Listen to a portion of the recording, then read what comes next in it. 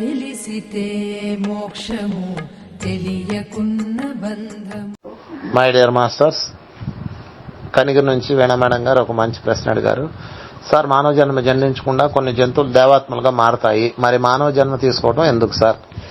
నిజానికి జంతులోకంలోకి వచ్చాక చాలా ఆత్మలు జంతువులుగా జీవించి మనతో సహా ముందు శిలాజలాల్లోకి వస్తాయి. శిలల్లో కొంతకాలం, జలాల్లో కొంతకాలంగా ఆత్మ పరిణితి చెందుతుంది.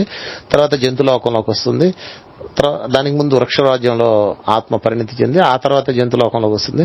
జంతులోకంలోకి వచ్చిన తర్వాత అక్కడి నుంచి మానవ జన్మకు దగ్గరగా వస్తాయి. అంటే ఆవులు, కుక్కలు, పిల్లులు ఇలా అన్నమాట.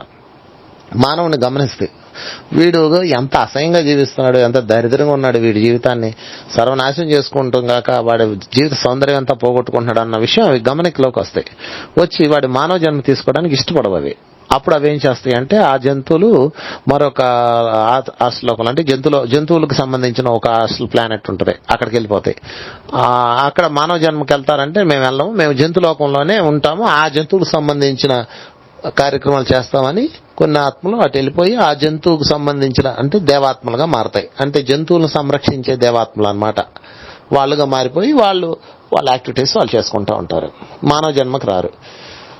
కొంతమంది అంటే మనం ఏం చేస్తాం, మానవుడు ఎంత దరిద్రైనా, ఎంత వెధవైనా, ఎంత సొంటైనా మేము అందులో ఉండి నేర్చుకుంటామని ఛాలెంజ్ చేసి వస్తాం.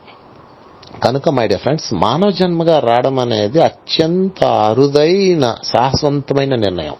అన్ని ఆత్మలు రావు. 100 ఆత్మల్లో ఒక 10 ఆత్మలు మాత్రమే మానవ జన్మగా వస్తాయి, మిగతాయి రావు. ఎందుకంటే వాళ్ళకి భయము, మళ్ళీ కర్మలు తగిలించుకోవాలని. మానవ జన్మలోకి రాగానే కర్మచక్రం ప్రారంభమవుతుంది. అప్పటి వరకు కర్మచక్రం ఉండదు. మానవ జన్మలోకి ఎప్పుడైతే ప్రవేశించిందో ఆత్మ, అప్పుడు కర్మ సిద్ధాంతంలో లోబడి ఉండాలి, కర్మచక్రం యొక్క రూల్స్ లో ఉండాలి. జంతువులకి కర్మ ఉండదు, మానవులకు మాత్రమే కర్మ ఉంటుంది. కర్మ సిద్ధాంతం మానవులకే. కనుక మై డియర్ ఫ్రెండ్స్, జంతువులుగా వచ్చిన ఆత్మలు జంతువులకు సంబంధించిన ఆ రంగంలో ఇంకా ఎదుగుతాయి తప్ప వాటికి మానవుడి జన్మలోకి వచ్చిన ఆత్మలకు ఉండే నాలెడ్జ్ ఉండదు. అవి కేవలం అంతవరకే, వాటి పరిధి అంతవరకే ఉంటుంది. మనం ఇంకా ముందుకు వచ్చాం అంటే మనం సీనియర్స్ అనమాట.